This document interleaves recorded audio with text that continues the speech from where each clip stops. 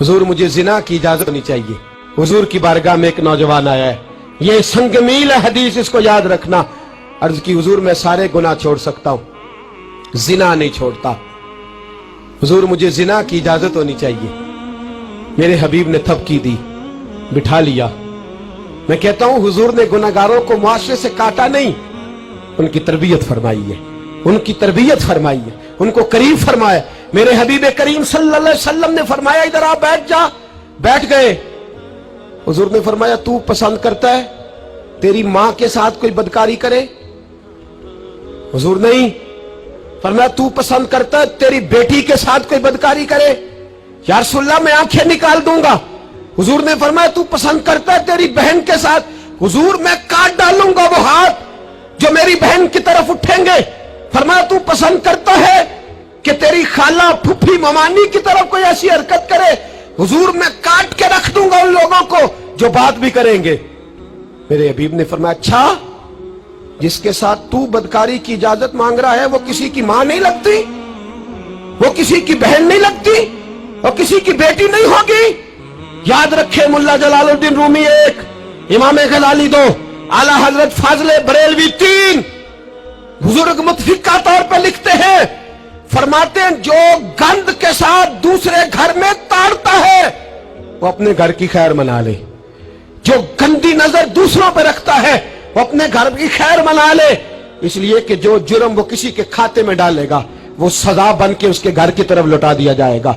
जो बदकारी वो किसी के खाते में डालेगा वो सजा बन के अल्लाह उसके घर की तरफ लौटा देगा। अगर अपने घर को पाक रखना चाहते हो तो दूसरों की तरफ पाक नजर रखनी शुरू कर दो।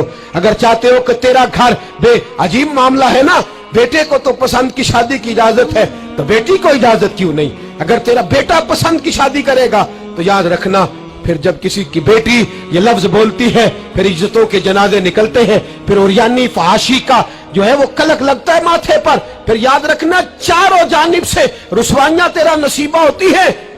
अगर तू बेटी को रोकना चाहता है तो बेटे का हाथ पकड़।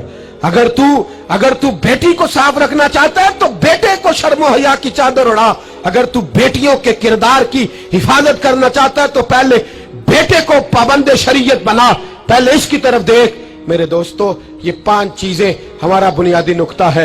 एक तो अमीर गरीबों की तहकीर करना छोड़ दे, दूसरा गरीब अमीरों से मांगना छोड़ दे, तीसरा इज्जत के साथ जीना सीखे, हमें हर हाल में सूद से हराम पैसे से बचना है। चौथा हर तरफ मंशियात फैली है, हमें इसके खिलाफ जिहाद करना है। पांचवा बेहयाई और यानी फहाशी गली गली नगर नगर निकल करके इसके खिलाफ हमने बोलना है। मुझे मेरे साथी कहते हैं नौजवान महफिलों में आना छोड़ गए, वो कहते हैं हजरत साहब के सारे मौजूआत ही हम पे होते। चंद दिन पहले मैं कल्लर सईदा गया, मैं दूर के इज्तिमा नहीं देता, सफर नहीं कर पाता, मेरे पैरों में दर्द होता है, करीब करीब रहता हूँ। उन लोगों ने बड़ा इसरार किया तो मुझे जाना हुआ। मैं जब वहां पहुंचा कुछ देर मैंने बात की तो मेरे ख्याल में यही था कि जवान नौजवान कहां बात को सुनते हैं, ये थोड़ी मेरी बात को सुनेंगे। मैंने इरादा किया, थक भी बड़ा गया कि 20-25 मिनट बात करूंगा। 3-4 नौजवान मेरे सामने बैठे थे। अभी मैंने मुस्तफा की हदीस का रंग छेड़ा ही है, छम छम उनकी आंखों से आंसू बरसने लगे।